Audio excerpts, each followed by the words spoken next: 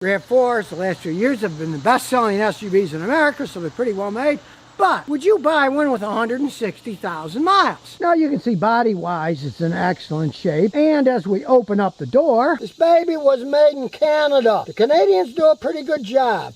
When they're made in Canada, I don't have any qualms. But as you can see, it's got 160,511 miles. Is that too much? Often not on a RAV4, but let's check this one out. Now, he bought this one at a dealer for $14,000. That's the price that they're going for. If you price a brand new one, especially a hybrid, now this isn't a hybrid, but if you price a brand new one, I've seen hybrids around here going for $56,000. You're saving a lot of money buying a used one, but of course the question always comes up, is it going to hold up? Does it run right? Well, let's start with the engine. Now, he wanted a good, comfortable car that gets decent gas mileage that's going to last a long time. So, he opted out for the 4-cylinder engine. Now, these 2.5 liter 4-cylinder with Toyota intelligent variable valve timing are pretty much bulletproof engines. This one's got 160,000 miles, doesn't burn oil, runs perfectly fine. I expect that from a Toyota engine. Now, those old ones years ago had problems burning oil, but this is a completely redesigned engine. They don't have that problem, and I don't see these having problems like some of the new Toyota V6 engine is. Sometimes older, like this 10-year-old one, is better than newer. So you got a great 4-cylinder engine, and it's teamed up with a pretty smooth 6-speed automatic transmission. It doesn't have all the complexities of a hybrid car or a turbocharged car. It is neither. These things can run and run and run. He wanted something for his wife and kids that could go a long way. But he wasn't interested in buying a brand new fancy RAV4 for $55,000. So far, I gotta say, he made a wise choice. Plus, not only did he opt for the 4-cylinder gasoline miser engine, but he's also just front-wheel drive. I have many viewers with RAV4s, they're only front-wheel drive. Up north in the winter, they just put snow tires on the front. And of course, the big advantage of front-wheel drive is this. You got all-wheel drive. You got to replace all 4 tires at the same time or it screws up the transmission, the transfer case.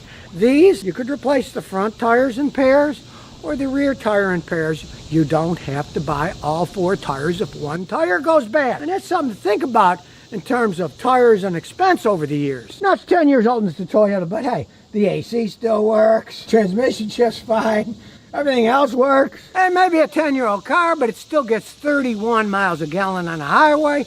Who can complain about that, of course? If you get the plug-in hybrid, you get 50-something, but then again, that's $50-something thousand. This was 14. You can buy a lot of gas with $40,000. Just let's face the facts. He wants me to go through it, so I'm trying out this new launch scanner.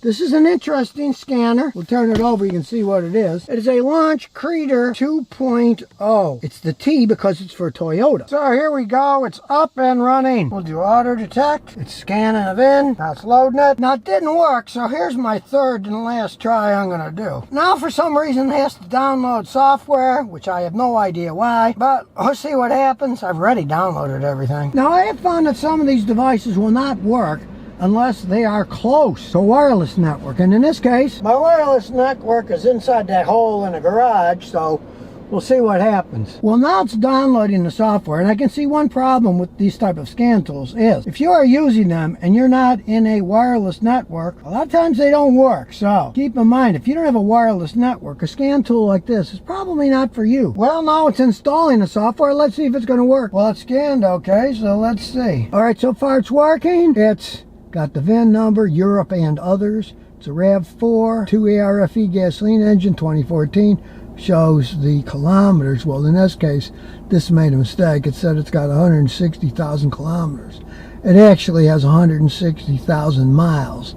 So it's wrong with that. It's a Smart Key 4-cylinder. Okay. All right, now it's doing a health. As you can see, the scan tool goes through lots of systems in the car. So this is not just some basic simple code reader. It's got a lot of information it can pick up on. And it came up with engine code, ABS code, tire pressure monitoring, combination meter code, 5 body control module code, 3 codes, driver door mode, power source control, 2 codes, navigation system 6 codes, master and slave have problems. Now for a Toyota, that's quite a bit of code, so let's start looking at them. Now this was a used car, probably sat for a while.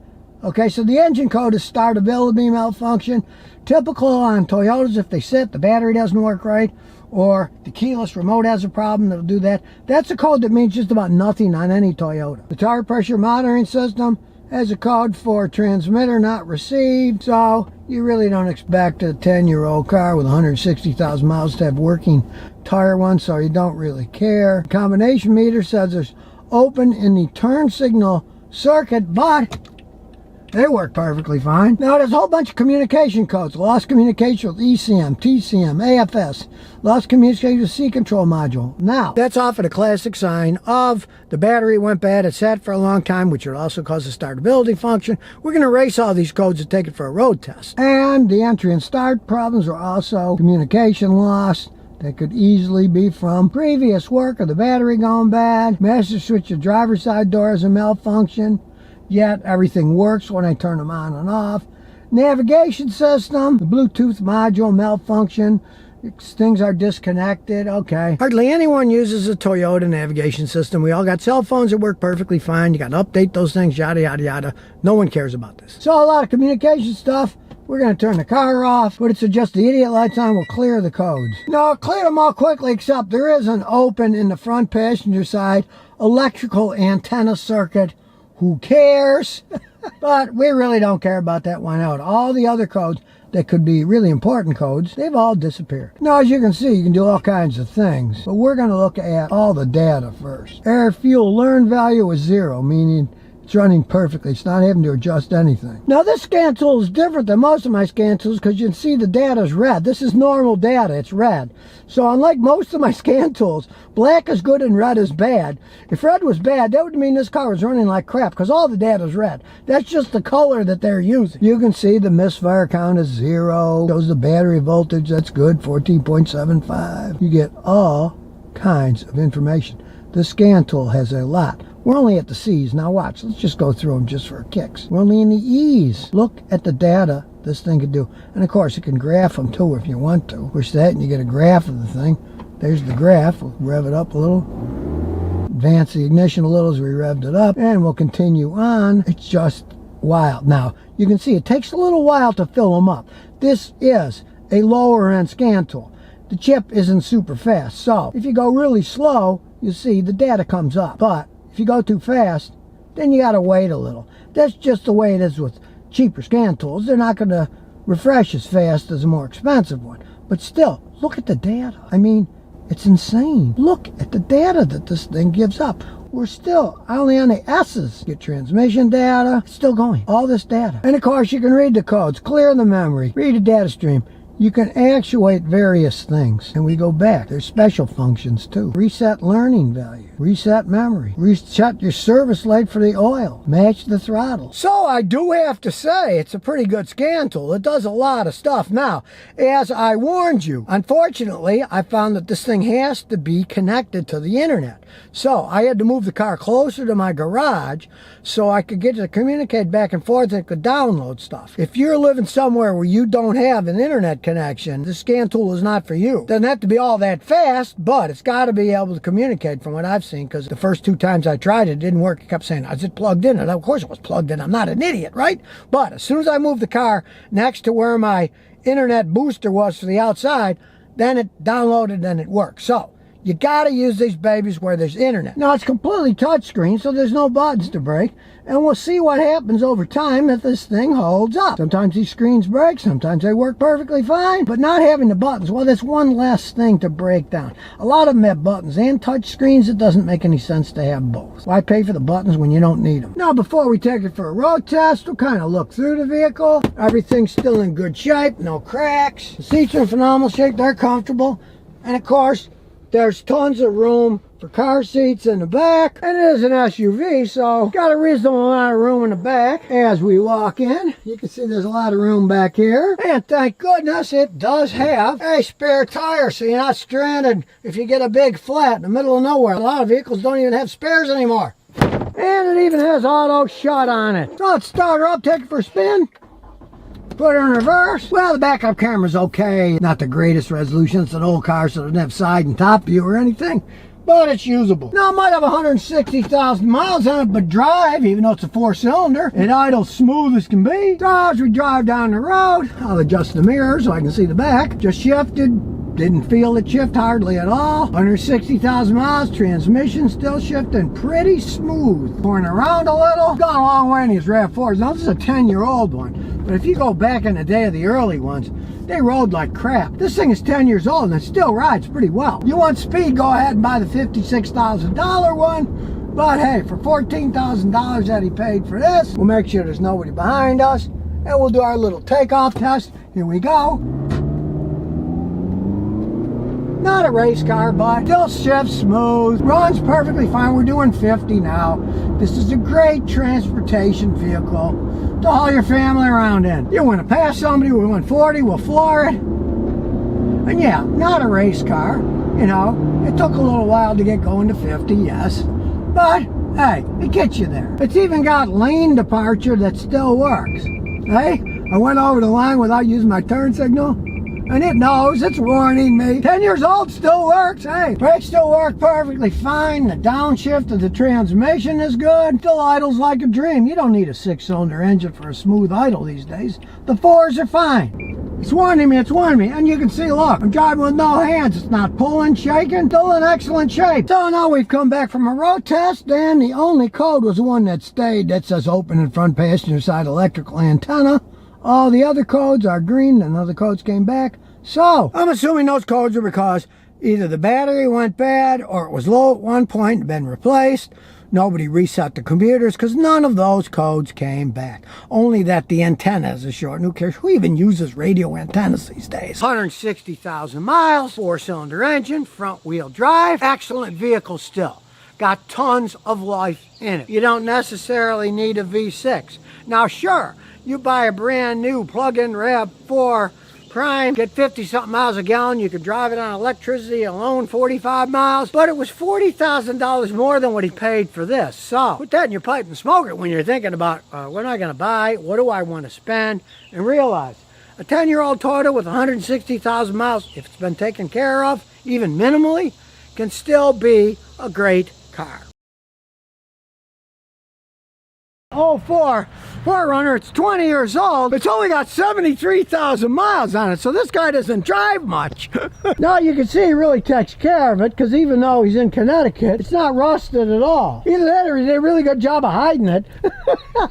We'll look underneath, and no, it's in excellent shape. Realize, of course, these are all made in Japan, and they are full frame. Now, they're solid built, and you have to pay for them. Even 20 years ago, he bought it new for $33,000 plus. And people wonder, how come they're so expensive, even used? Because they can last so long. They got solid frames. Toyota does a pretty good job of rust-proofing them. Even 20 years ago, they were doing a good job rust-proofing them. Heck, even 30 years ago, they were doing a good job rust-proofing them. My silicone isn't rusted, yeah? It's not something that you really got to think about with these, like with a Ford or a GM or a Chrysler, that the wheel wells are going to rot out. These don't particularly have that problem. Like, I still got the original wheels. Yep. Now, if you had a GM product, for example, those wheels would be pitted, they'd have holes in them, right? But no, they really make these things in Japan. As we look under the hood, you see one of the reasons these things are so reliable. It's their V6 engine. These engines have really good reliability, and this is a new enough one that it doesn't have the stupid rubber timing belts and metal chains, so you don't have to think about anything. Toyota says 2025 they're not going to make these anymore. They're only going to have turbo 4s, and I think that is a big mistake, Toyota, because these are heavy vehicles, and if you put a 4-cylinder turbo, it's not made for this. It's just made for EPA gas mileage ratings, which is a bunch of horse manure. You get a turbo car and run it on a dynamometer, it gets great gas mileage. You get a turbo car and run it on the road, it gets horrible gas mileage if you drive fast, if you tow stuff, or if you're just driving a heavy vehicle. It doesn't make sense. They've had these things forever with the V6s. Well, actually the original ones had 4s and 6s. They couldn't sell many of the 4s because they couldn't get out of their own way. Now sure, the new ones are turbo 4s and they'll have more acceleration because of the turbochargers, and they have a hybrid version too, but guess what? they're going to wear out faster. They're not going to last as long as these do. This engine doesn't burn any oil. You get a 20-year-old Turbo 4, I guarantee you that baby's going to be burning oil. Extra pressure, no engine can take that kind of pressure. Over time, things wear out from the extra pressure. A normally aspirated engine is much better. And the V6, of course, has V6 torque. So it's great for pulling stuff, carrying itself around. You just lose a lot with a Turbo 4. And from my own personal experience, this is a four-wheel drive system. You can turn it on or off. Turbos don't work so great with the four-wheel drive systems. They do have a tendency of wearing out transfer cases and stuff faster. Everything that a turbo does, more power, it does it by higher RPMs. You wear everything out. The four-wheel drive system, the engine. These things work perfectly fine. They'll go 500, 600, 700,000 miles. Why are they getting rid of these other EPA gas mileage nonsense? But really, why don't they just offer a 6 and offer a 4? And you know what they'd find? Everybody would be buying the 6s that knew something. Now everybody's praising Toyota, and rightfully so, for going to hybrid cars, saying, we don't believe in battery electric cars. Hybrid cars are it. Now everybody's buying hybrid cars, right? But Toyota, please don't make a mistake and get rid of this engine. There are people that want this engine. And if you find your sales starts going down because you're putting a 4-banger on what used to have a 6, blame yourself for getting rid of one of the best engines you ever made. Doesn't make sense to me. They did the same thing this year with the TRD Tacoma.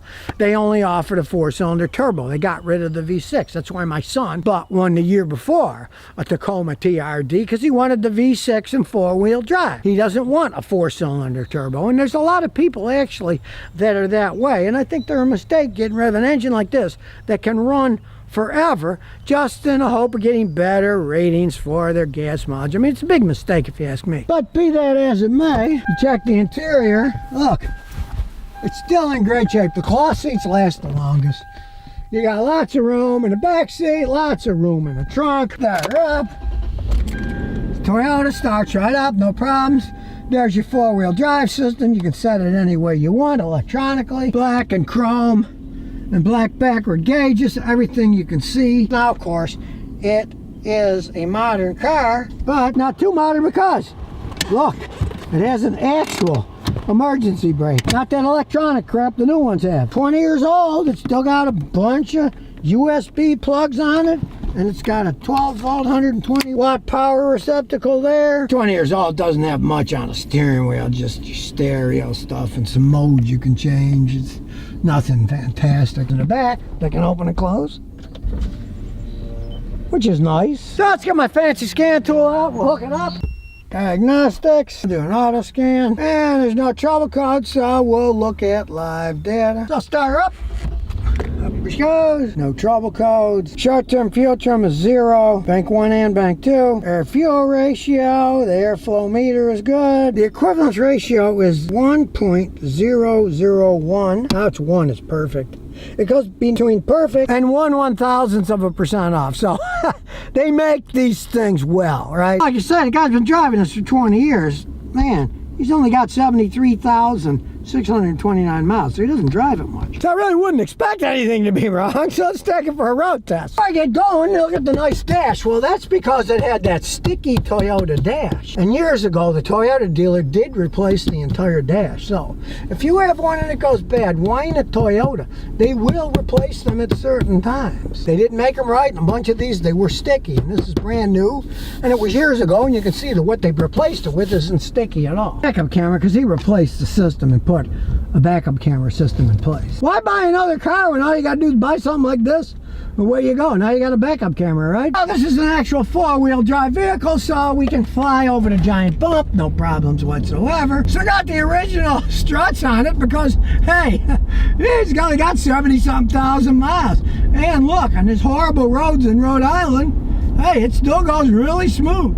Like I say, they really know how to make these things in Japan. Yeah, you're going to pay for it, but they can last an awful long time. At least with these V6 engines. Like I say, the Turbo 4s, not a big fan. Little turn signal flash on the mirror there. Still nobody to the left, so here we go.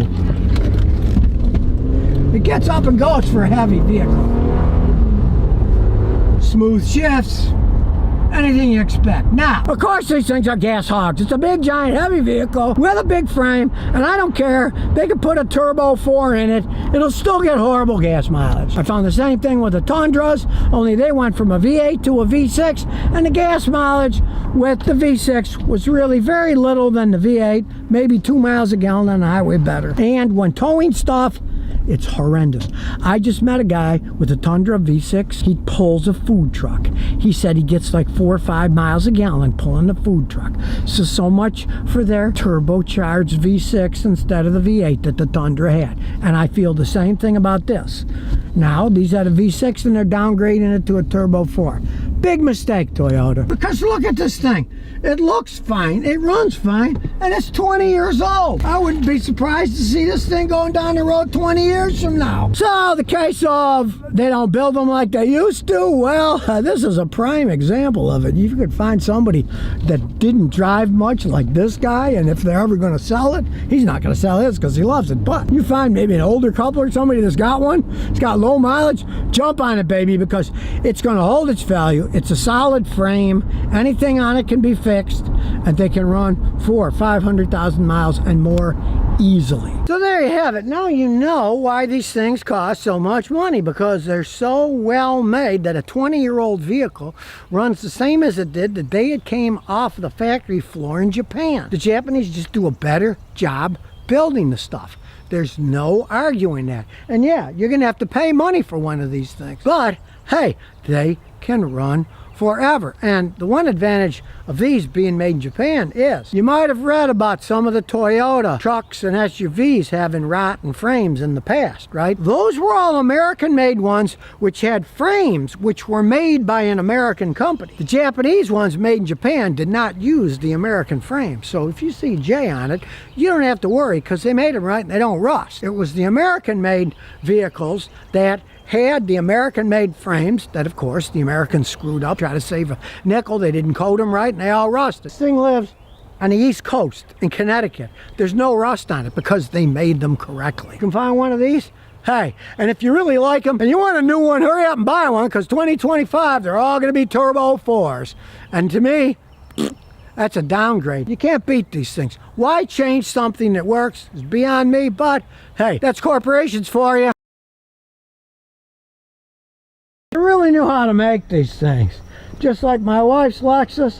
Look, it's still beautiful looking, even though it's an 06. It was made by Canadians. Just like my wife's, the leather's still in decent shape. All kinds of room. And a serious mid-person armrest if you want. You put it up if you want for a seat. Now, it doesn't burn any oil. And as we can see under the hood, a reliable Toyota 3.5 liter engine.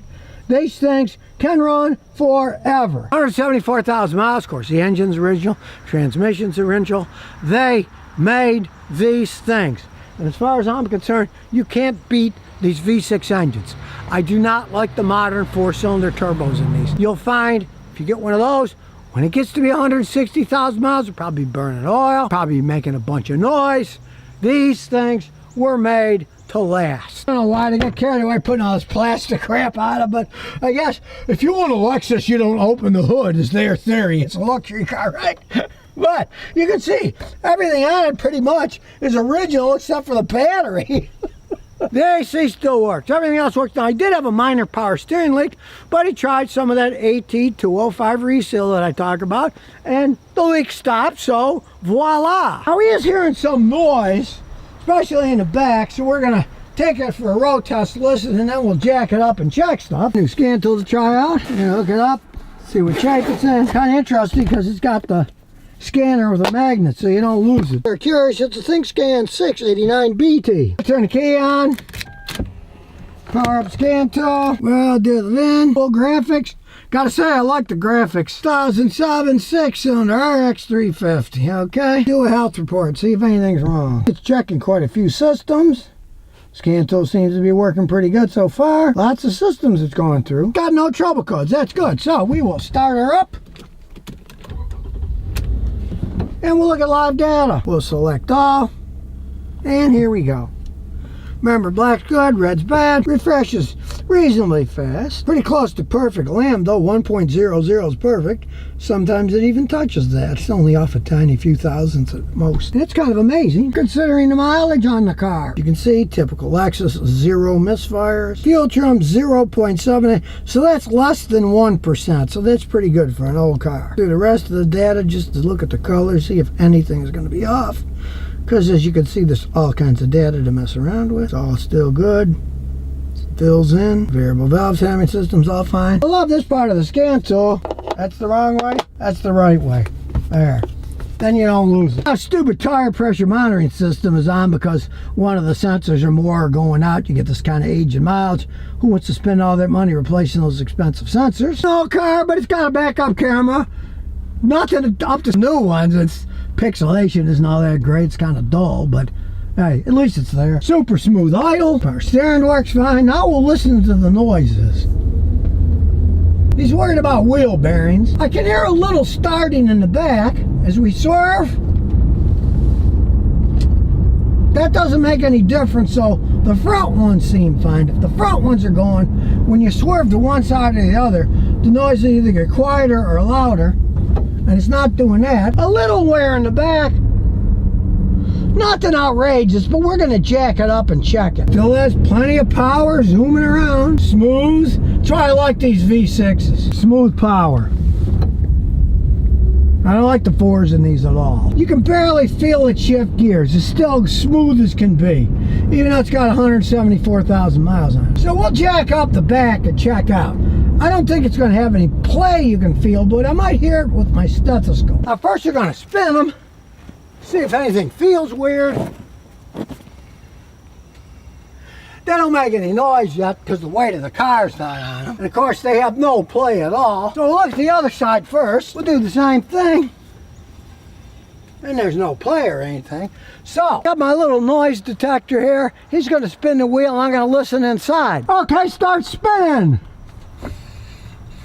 And the only thing I hear is the brake pad drags every once in a while. Here, I'll put the headphones on the mic and you'll see. That's just the brake pad grabbing. So now we'll check the other side, on the driver's side. Start spinning it. Same exact thing. As it spins, the only thing I hear is every once in a while the brake pad hits the rotor and makes a little noise. There's no bearing noise yet. Now in this case I wouldn't advise doing anything because it has no play. It only makes that little noise when you're driving when the load is on it. The tires aren't worn strange. There's no play here. There's no noise when the weight of the car isn't on it. I predict that these wheel bearings, before they actually start to have play and make noise when you're spinning them, that'll probably go another 30 to 50,000 miles or more before they need changing. If you're a fanatic, you can buy the hubs and the bearings if you want, but really, there's no need for it yet. So really, what does this car need? Not much anything except gas. Change the oil every 5,000 miles. It's still in excellent shape. Now, if you're a fanatic, you can change the rear wheel bearings. I wouldn't bother. They're nowhere near being worn out to the point that the tire's worn. There's no play. There's no noise. Now, if I would have jacked it up and spun it and hear noise with my ears, then I'd say, yeah, it's time to change. You don't want the bearings locking up and then you'll have problems on the road. But this isn't even near that state. The problem with this car is it's so good and so quiet that you hear the noise. If it was a Ford or a Chevy, it would just be normal road noise. You wouldn't think twice about the thing. So he's getting a lot more than $7,500 worth for this. This is why you can buy these things used. They're semi-luxury cars, but unlike many luxury cars, these are actually well built, especially the ones with the 6-cylinder engines. It's a shame they're getting rid of them, but hey, what can you do? Most corporations are dead from the neck up, so they make bad decisions all the time. When they built these, no. Canadians did a great job building them, just like my wife's Matrix. That was made in Canada too. They do a great job building them. Hey, why they don't keep making them that way? Toyota's just making so they have less and less engines and transmissions for production to be simplified is what it basically comes down to. So the Turbo 4s have all this horsepower, but it's a different kind of horsepower. They're noisier. They're not smooth. They don't have the instant torque that a V6 has. These are much better if you own a luxury car. So if you never want to miss another one of my new car repair videos, remember to ring that bell.